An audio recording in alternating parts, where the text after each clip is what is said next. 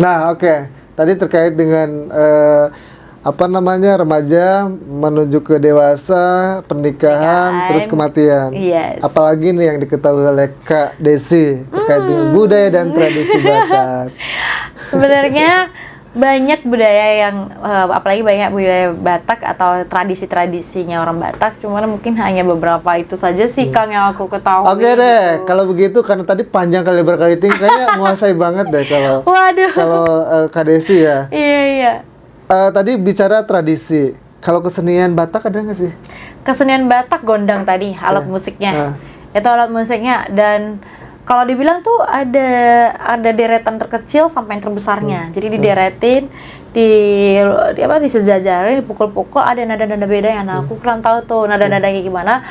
Karena orang Batak tuh identik kalau misalnya pesta itu harus ada gondangnya. Gondang dan seruling. Ininya. Serulingnya itu pun juga yang kalau kita denger tuh orang Batak pakai gondang, pakai seruling tuh udah aduh, itu Bataknya langsung ngena banget ke kita, kayak itu lagu-lagunya jadi asik, jadi keren, terus kita jadi punya budayanya kita gitu kan. Kita ada perbedaan dari kesenian-keseniannya dari suku lain gitu. Makanya kalau aku tahu tuh ada gondang, ada seruling, terus kesenian yang lainnya dari seni pakaian itu tadi ada ulos. Ulos bisa dikombinasiin jadi baju kebaya, jadi rok, bisa. Yang penting jangan sampai menyalahgunakan atau menyalahfungsikan ulos tersebut. Yang tadinya itu ulos untuk berduka malah kita bawa ke ulos pernikahan gitu. Yang ada berarti kita mendoakan orangnya untuk meninggal gitu. Bukan, yang menikahnya itu mantan. Yang harusnya ya kan. Makanya itu berduka. Iya benar. Hatinya diambil. Just kidding teman-teman. Jangan sampai Oke teman-teman, tadi nih Kak Desi memaparkan tentang budaya dan tradisi Batak yang panjang banget, panjang kali lebar kali tinggi. Nah, menurut Kak Desi dengan adanya tradisi dan budaya Batak itu seperti apa sih? Menurut aku sangat bangga.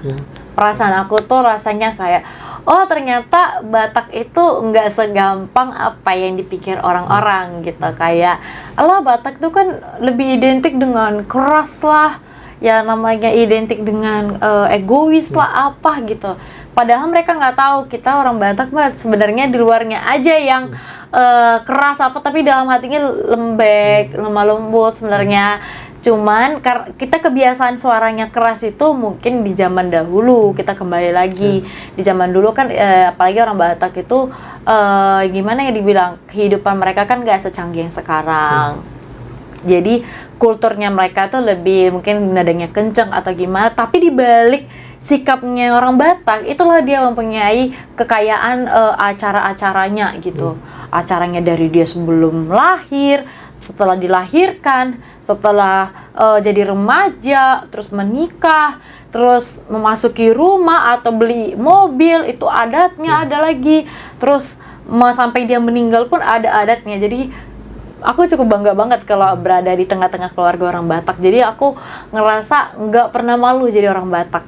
Bahkan kalau di mana-mana tuh ya Kang, aku selalu bilang, aku Desi Rahel Syagian. Oh kamu Syagian, aku si ini gini-gini. Kalau misalnya kita, apalagi dia kebetulan semarga aku, kayak aku bilang tadi, Syagian sama Sianipar nih misal, itu semarga aku. Itu berarti atau abang aku. Yang meskipun kami nggak saudara tapi kita saudara gitu. Yang berarti aku kalau bertemu, oh kamu Sianipar, oh kamu ini aku tulang aku, atau enggak paman aku, atau enggak pak tua aku, gini nih. Oh kita jadi klop. Jadi kita kalau misalnya kemana-mana, oh ada nih paman aku, dia Sianipar sebelah sana gini. Nah, jadi kita tuh ada marganya tuh selalu ada identiknya, bukan identik, jadi kayak kebanggaan kita sebagai orang Batak kita punya marga. Jadi kita kalau ada kemana-mana, oh itu saudaraku, oh itu adiknya aku, oh itu abangku gitu. Walaupun sebenarnya sebelumnya nggak pernah ketemu, tapi gak dari pernah nama ketemu, itu. tapi kalau misalnya marga dia semarga sama aku, itu aku udah anggap dia saudara aku. Oh itu keren banget ya. Iya, jadi bagi teman-teman yang orang Batak, kalian jangan pernah malu dengan menyebutkan marga itu, karena marga itulah yang sebagai identitas kita. Kalau misalnya kita ketemu orang, dia semarga kita atau enggaknya, tapi kita tahu dia marga apa, kita bisa jadi saudara karena kita sama-sama orang Batak gitu. Batak Toba, apalagi Batak Toba tuh terkenal dengan banyaknya marga.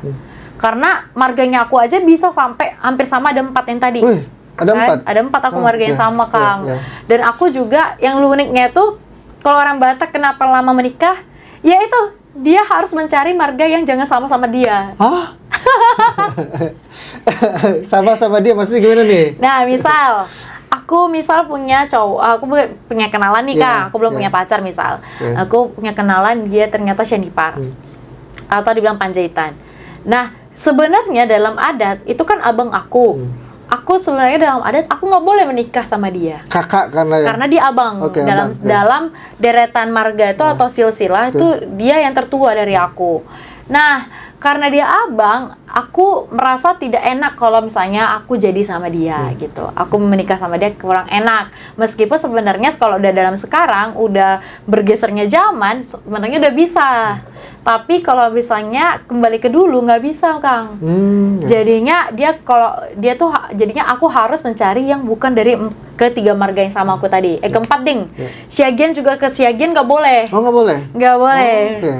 Makanya orang Batak lama jomblo atau lama nikah susah mencari pasangan yang beda marga. Nah, tadi kan susah nyari pasangan yang beda marga. Kalau misalnya orang Batak nih nikah dengan non Batak boleh nggak sih? Boleh. Asal keluarganya memperbolehkan. Kalau keluarga yang nggak boleh, kayak kamu harus orang Batak gini-gini supaya, apalagi ya Kang, kalau orang Batak itu identik anak laki-laki itu penerus marga. Jadi dia jangan sampai nikah dengan yang bukan orang Batak juga, atau misalnya dia menghilangkan marganya, nggak boleh. Karena dia penerus marga di keluarga itu, sampai nanti dia punya anak, punya cucu, punya dicicit gitulah. Jadi kalau misalnya di aku sebenarnya boleh nih, misalnya aku punya pacar yang mungkin orang Sunda kan, aku boleh, mungkin aku nggak gunakan marga aku, tapi aku bisa juga menawarkan ke dia untuk diberikan marga. Ya udah, kita buat lagi adatnya sebelum nikah. Oh, boleh. Walaupun bukan orang Batak boleh, tapi ada pernikahan. Tapi kalau misalnya kembali lagi keputusannya, maukah dia dikasih marga atau enggak. Kalau enggak ya nggak masalah, kalau dikasih ya berarti dia harus mengangkat marganya dia dari mamaku, keluarga mamaku. Keluarga mamaku kan mamaku Semenjuntak. Berarti dia harus marga Semenjuntak. Oh. Karena dia tuh kalau dibilang Pariban aku masuk Pariban tuh yang berarti saudara sepupu yang bisa kita nikahi gitu. Jadi dia termasuk Paribannya aku, atau enggak dari Pariban aku yang lain, misalnya Pariban aku Tasyaloho atau marga yang lain, tuh dia diambil jadi marganya itu. Jadi nggak sembarang marga. Aku mau pilih marga ini, aku bilang nggak bisa. Jadi keluarga dari mamaku nih yang tentuin dia mau marga yang mana, biar supaya masih dalam satu keluarga. Seperti itu, Kang. Makanya agak ribet sebenarnya. Jadi lama nikah. Iya, salah satunya satu susah nyari yang beda marga. Yang kedua, ngumpulin duitnya susah. Jadi para cowok itu memang harus bener siap mental, siap materi gitu. Oke, berarti tadi kan ya boleh ya. Sebenarnya kalau KDC itu boleh nikah dengan di luar marga ya, tapi dengan sepersetujuan orang tua. Dan kalaupun misalnya suaminya itu bukan dari Batak, itu boleh menyematkan atau diberikan marga ya, dengan acara ritual tertentu juga kan, ritual adat. Nah, ketika misalnya Syagian menikah misalnya dengan satu marga nih, marga misalnya marga apa yang boleh? Yang boleh semuanya boleh, kecuali yang Syagian juga, Syanipar, Panjaitan, Silitonga. Oke, selain marga itu, marga apa lagi yang di luar 4? Misalnya? Nggak ada aja sih.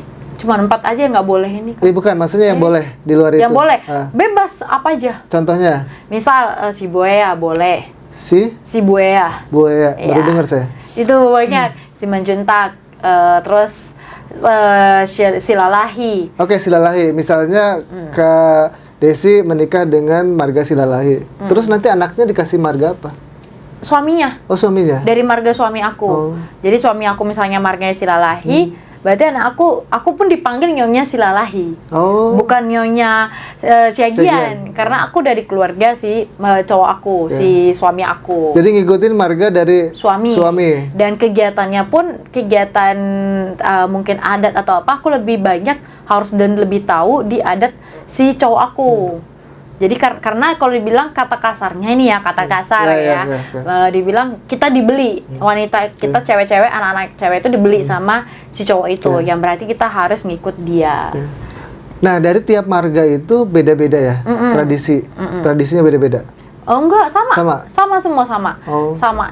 Lebih membedakannya itu mungkin waktu kita kan di keluarga masing-masing punya keluarga masing-masing dan punya punya marga yang lain-lain gitu. Ya tiap panggilan tuh beda. Misal nih aku di keluarga mama aku kan Simanjuntak, Kang. Jadi aku ada manggil tulang, ada manggil nan tulang, ada manggil inang uda, Pak Uda, Pak Tua, ada. Tapi kalau di keluarga papa aku, itu aku manggil Bowu, Ameng Boru, terus aku manggil Abang atau Ito gitu. Jadi beda-beda tiap panggilannya. Kalau panggilannya beda. Jadi kalau misalnya ada orang Batak nih, misalnya ada ibu-ibu nih, aku belum tahu nih marganya apa. Aku misalnya, oh marga saya si ini gitu kan. Terus saya tiba-tiba manggil Bowu.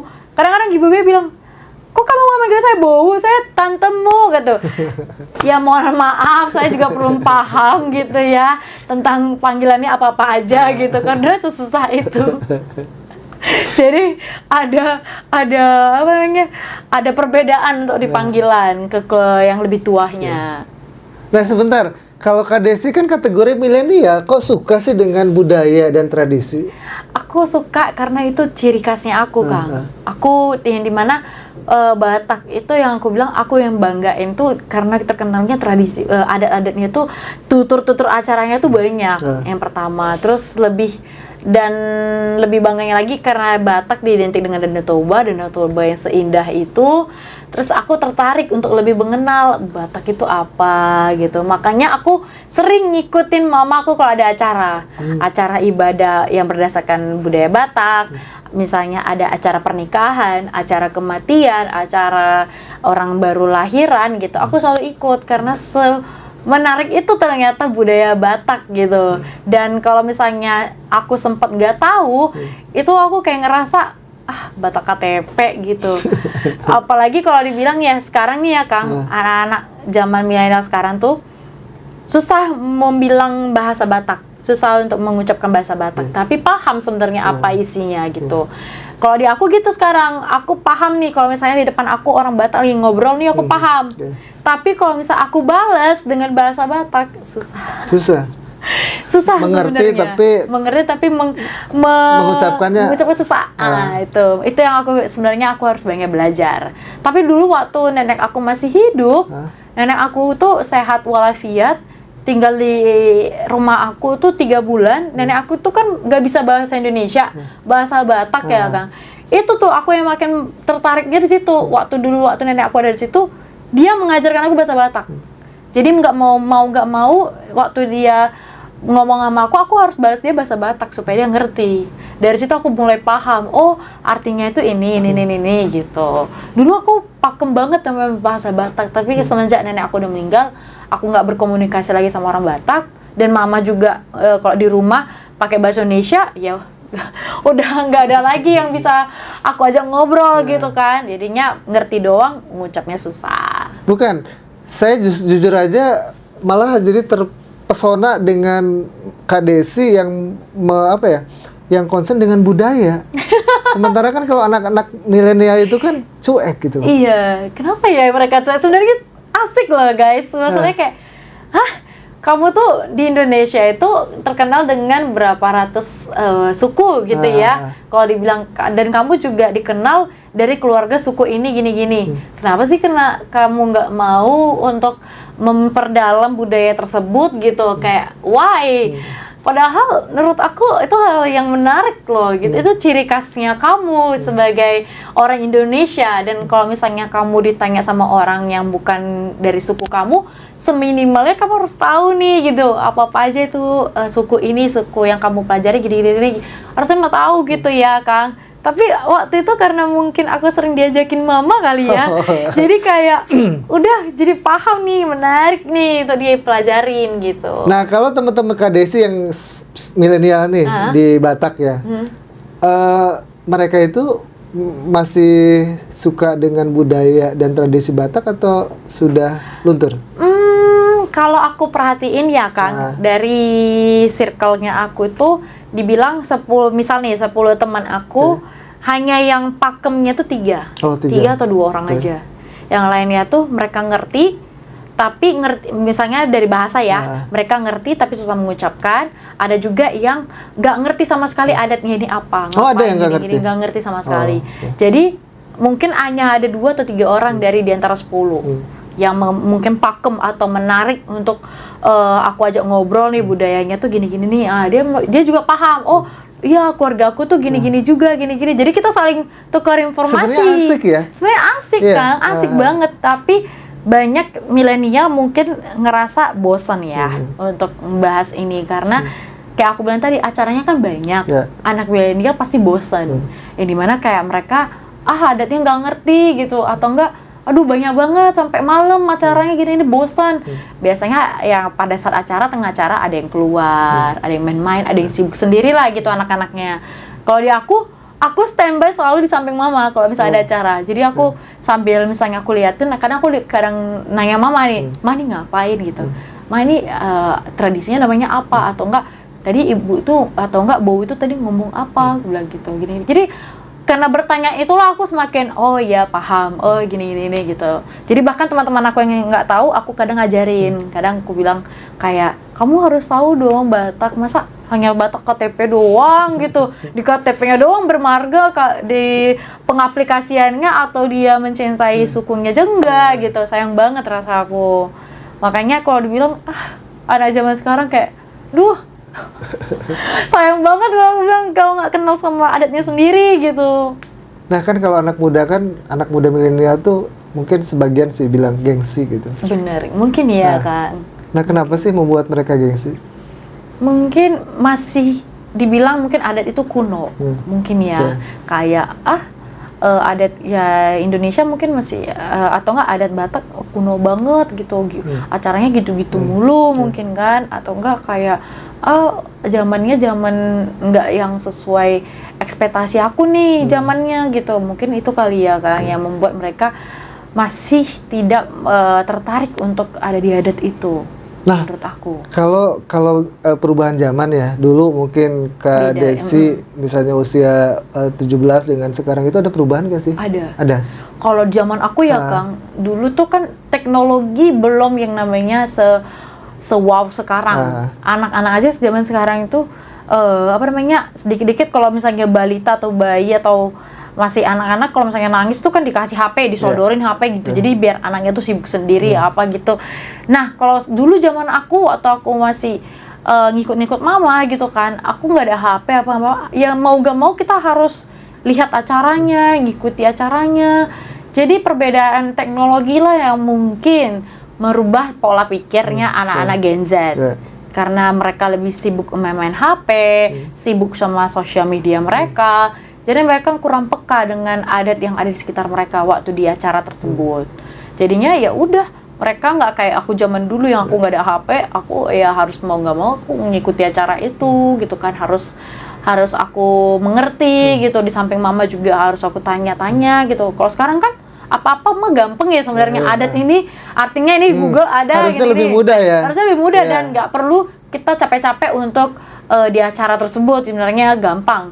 Tapi masalahnya untuk mencari tahu tentang adat itu anak-anak Gen Z kebanyakan, nggak semuanya, tapi kebanyakan malas atau kurang mungkin kurang menurut mereka kurang menarik untuk dipelajarin. Mungkin ya mungkin karena sosialnya dia di sekitar, atau mungkin gaya hidup dia yang mengikuti zamannya orang barat, atau mungkin pola pikir dia itu udah nggak gimana ya, nggak sekepo kayak zaman aku dulu.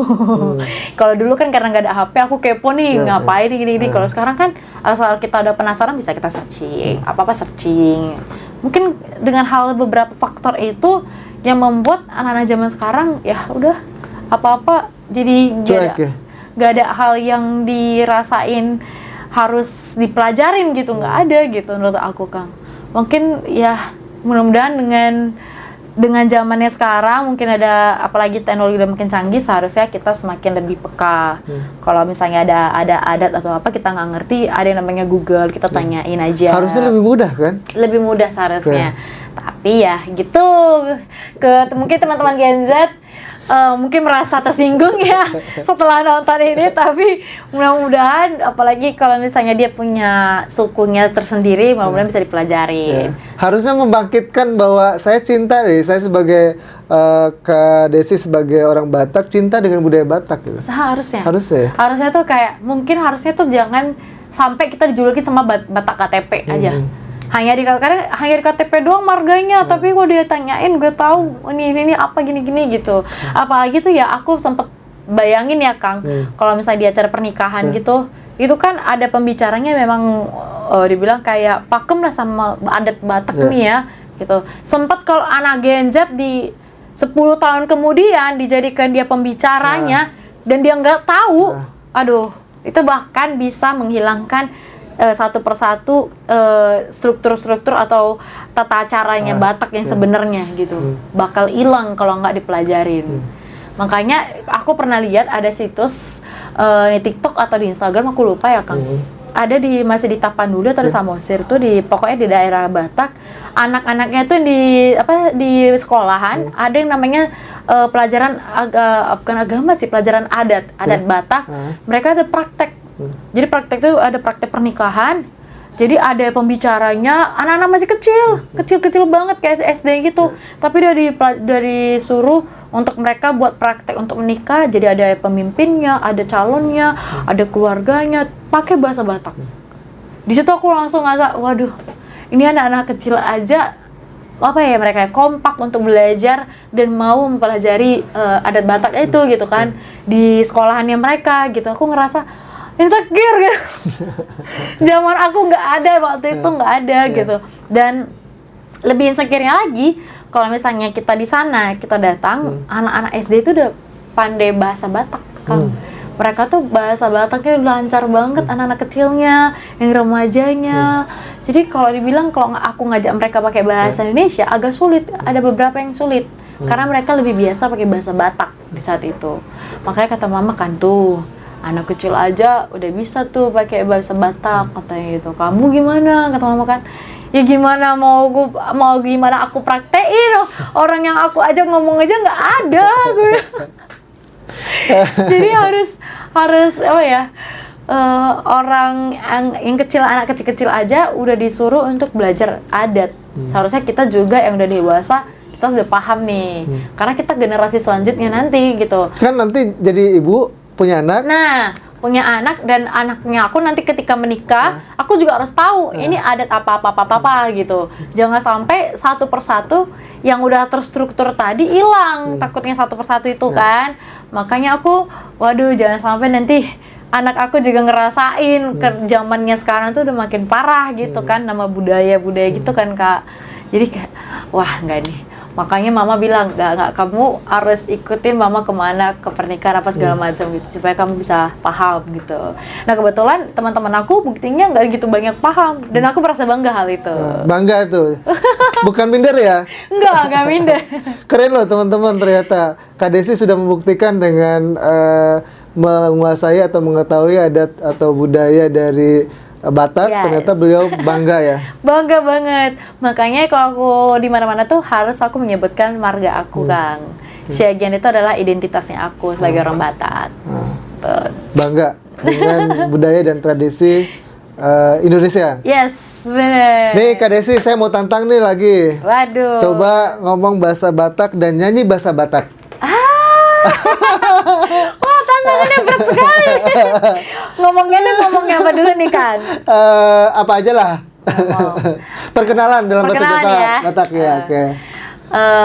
Hai dongan, au gorna au Desi Rahelia Syagian, Sian Medan. Apa ya kalau dibilang? Dison au mangaratau tu Jakarta. Apa ya pekerjaan aku lupa. Mengarah tuh Jakarta, Holland au do dison, adon do saudara au HP, dan tiap hari au lautusan, lautu jabu nih saudaraku, alani jarak na dao. Molo dongan adong do di sekitaran Grogol atau sekitaran di Jakarta Barat.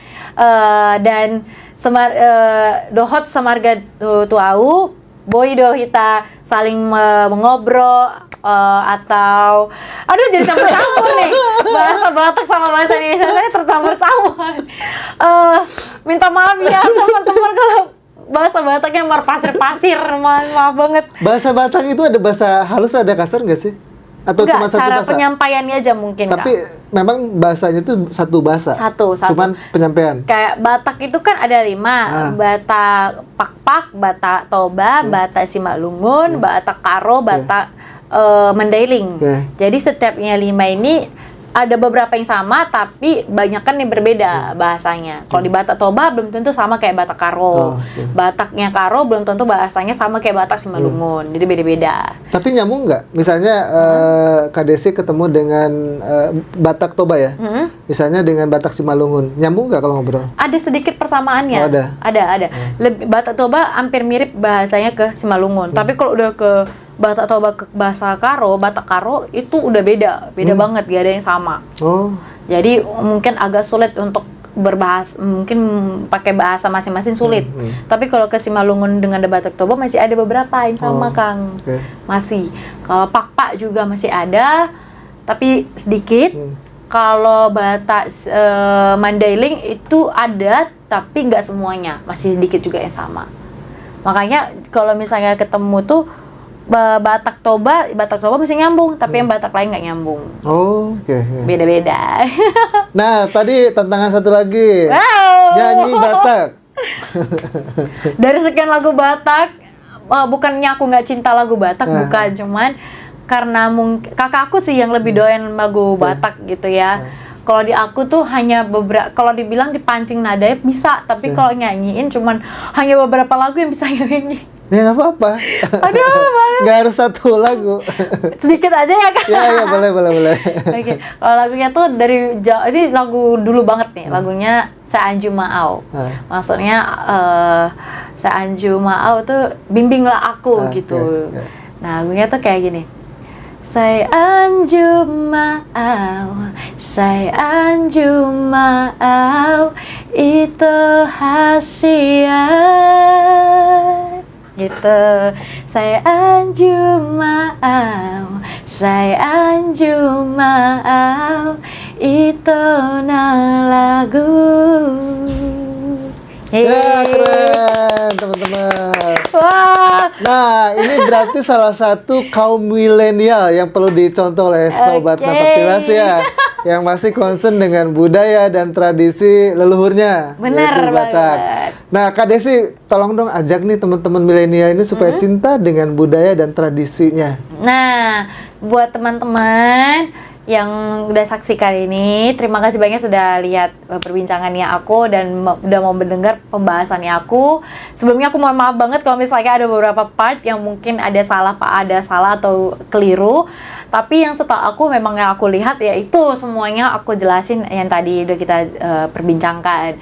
Nah, buat teman-teman, apapun sukunya kalian, apapun adatnya yang kalian tekuni atau identitasnya kalian apapun itu, aku harap kalian pertahanin, kalian pelajarin pelan-pelan, atau enggak kalian ikuti aja acara-acara dari suku kalian pelan-pelan.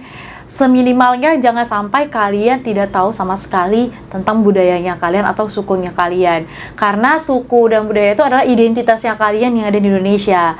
Jangan sampai budayanya kita nggak tahu nanti diambil sama orang asing di luar sana. Padahal itu udah dari bagian dari Indonesia. Dan kita sebagai generasi penerus pastinya kita nggak akan selamanya ada di depan orang tua kita yang udah pakem, udah paham banget dengan budayanya. Jangan sampai setelah mereka nanti telah tiada, kita di masa generasi selanjutnya, terus kita nggak tahu nih apa arti dari tutur-tutur acara ataupun adat istiadat dari sukunya kita. Jangan sampai kita nggak tahu, bahkan satu persatu kita hilangkan acara tersebut. Yang ada nanti kita nih malah merusak budaya atau adat yang udah dari zaman dulu sudah dibuatkan atau sudah distrukturkan oleh nenek-nenek moyang kita terlebih dahulunya gitu. Bahkan menurut aku kalau misalnya kita hilangkan itu sayang banget rasa aku. Dan jadikanlah suku kalian itu kebanggaannya kalian, sehingga dimanapun nanti kalian berada, kalian bisa menceritakan budayanya kalian, adat istiadatnya suku kalian ke orang-orang yang tidak tahu tentang budayanya atau suku kalian itu. Jadi kalian bisa dikenal orang lebih banyak pastinya. Dan manfaat untuk mengenal hal tersebut itu sangat besar banget buat kalian. Karena kita sebagai generasi penerus, pastinya itu sebagai identitas yang akan kita teruskan sampai akhir hayat kita nanti. So, teman-teman, kalian harus tetap bangga dengan suku kalian masing-masing dan dipelajarin. Oke? Karena sebenarnya suku itu nggak kuno, suku itu nggak bosenin kalau kamu perlahan-lahan mengerti dan bisa mengaplikasikannya nanti di kemudian hari. Oke, keren teman-teman. Oke ya. Apa yang tadi disampaikan oleh Kak Desi, terutama sahabat Napak Tilas Muda, semoga menjadi inspirasi ya, dan bisa meniru apa yang dilakukan oleh Kak Desi. Kita akan ketemu di liputan selanjutnya, teman-teman. Oke, see you. Terima kasih. Terima kasih, Kak. Terima kasih, Kak Desi. See you.